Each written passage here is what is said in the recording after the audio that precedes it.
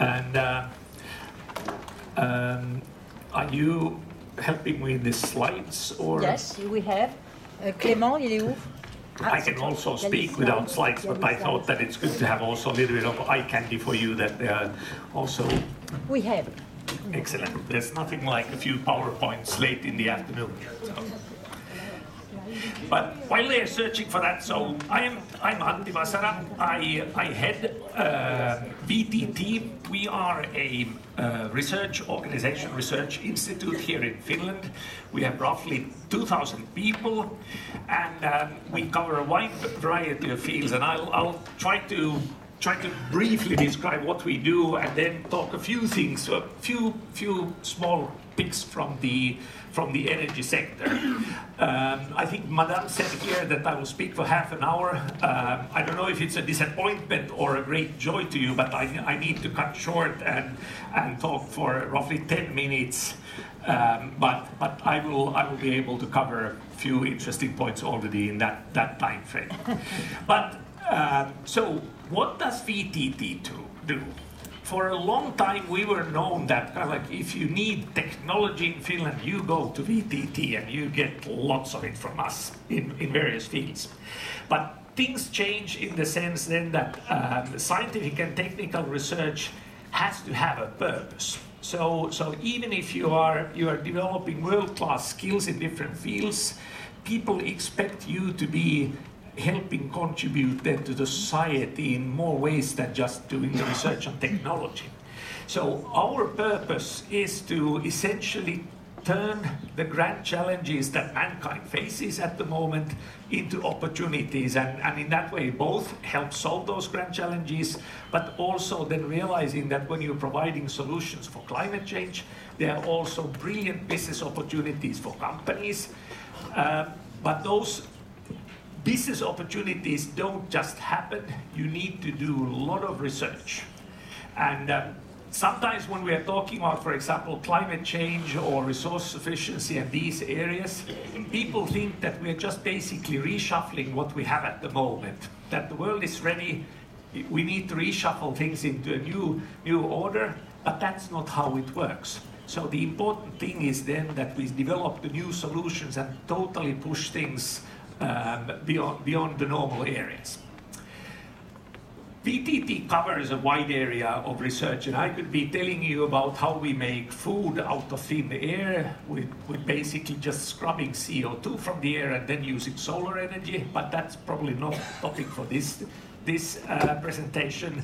We can also basically detect cancer by either looking or smelling things. So of course we do it with highly sophisticated techniques and equipment, and there are many other kinds of areas that are like that. But for this audience, probably the interesting part is then the roughly 1/3 of the research that we do which is somehow connected then to energy, and nowadays of course into making essentially energy carbon free, or at least carbon neutral. In most of the cases where we are working, nowadays our customers come to us not because that we have one specific technology. We, for example, have a lot of research on the nuclear energy side and nuclear safety side, or we have lots of experience on looking at the durability of materials and life cycle of materials. But it's how you combine these things together, and that's where in most cases then the interesting innovations come. And if I may ask for the next slide. Also, as I'm sure that you understand here, then that not everything is bits and bytes these days. So a lot of the new things require then very heavy investments into research infrastructure and also investments that, especially in a small country like Finland, would be totally out of reach for individual companies or individual stakeholders. So that you need a body like VTT that can then operate common research infrastructure. For you, the interesting areas are, of course, our Center for Nuclear Safety, which is roughly 10 kilometers from here, and where we do research on nuclear safety. We have our hot cell facilities there, and essentially they are brand new, that we have just ramped them up during the past 2 years. So in that sense, then that it's a state-of-the-art facility. Also, we have been working in many areas, kind of like sort of related to other energy sources like biofuels and these kinds of things.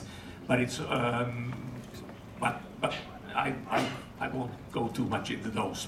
If you then kind of like, just to highlight a couple of examples. One on the sort of the how energy becomes a really important factor in new areas. Then talking about the ICT revolution that is happening. So this, of course, if you look at communications technology, it started out as a very much a topic that where the whole thing was about doing calculations or moving bits and bytes from one place to another, and nowadays it starts to be already one of the biggest users of energy in many countries. But also sort of then that it has been one of the success stories that where microelectronics development has been able to get us to technology performance that is sort of way beyond that would have been expected long time ago. But current data centers are more or less extremely energy hungry, but also then that if you look at communications networks and mobile networks, they start to be huge users of energy. And this would be a really interesting area to delve deeper and longer, but it's also sort of then that where you see that the energy used per bit has decreased really dramatically, and we see now again a sort of a huge drop in 5G. But then looking at the question that we need to now address is then that how do we make ICT sector, communication sector, carbon neutral? And as I'm sure that you have already heard during today, but also elsewhere, then that how areas that how do you use data centers as sources of heat, both the heat recovery, but also then that you can connect them then to the local heat production. As flexible resources in the grid, but also then looking at these things that like for example, everybody's looking into solutions that how do you make the communication network basically self-sufficient, that it can operate without external power, sort of zero energy base stations. Of course they use energy, but they are zero external energy base stations. But in terms of then that the there's a snippet of data from one study looking at the communication technology share of global electricity usage. So now we are around at sort of a 7 to 8%, and depending on your scenario. So if we don't do anything, it could start using roughly one fifth of the total global electricity in the future, and obviously that's not a tenable business case. So how to get them into the lower curves that where you use them different technologies, obviously then to optimize that's nowadays big thing. Then of course the on the nuclear energy side. So obviously at VTT we strongly believe that in getting rid of fossil energy, we need to utilize the whole energy mix, nuclear being one of them.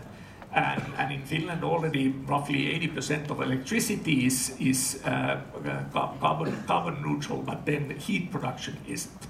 And that's an area there that where we've been active with many of our partners then already for some time is looking into small modular reactors as a source of both district heating, but also then obviously in other applications. This is just again example graph from one study that where we've been looking at then that providing the base load with SMR and then utilizing other technologies then to provide then the peak heat. The blue one is in the graph is the SMR. But this is something then that where we also believe then that this has to be part of the future solution mix in order for have even a remote chance of meeting then the Paris Agreement targets. Then last, I want to really emphasize the importance of European collaboration, both in the research scene, but also overall in how we can solve the challenges that Europe faces. Even though that Europe accounts for roughly 9% of greenhouse gas emissions, still I think that we need to be acting together, both to make Europe carbon neutral, but also then in the sense that building together then the solutions that can help solve the issues also abroad. And here, working in the different programs that EU has in Horizon 2020 now, and in the future in Horizon Europe, and with our European partners, I think this is an area where we have seen that how we can be bigger than our size participating there, but it's also then that's when you also really start seeing that your work taking root. So also big thanks then to our partners who are also in this room then for the collaboration, and we really look forward to working together also in the past. But with that, I'd like to finish. As said, I actually have a hard stop at 5:30. The schedule was a little bit shuffling, and the best way to make a Finn really stressed out is to kind of like make him late. So in that sense then that I have to now apologize my colleague from VTT, Satu Hellynen and Matti Paljakka. They're happy to answer any questions or comments or wishes that you have for VTT. But I'm sorry that I have to be rude and leave now, but I wish you absolutely fantastic conference here in Helsinki. Thank you. Thank you. Merci pour cet exploit.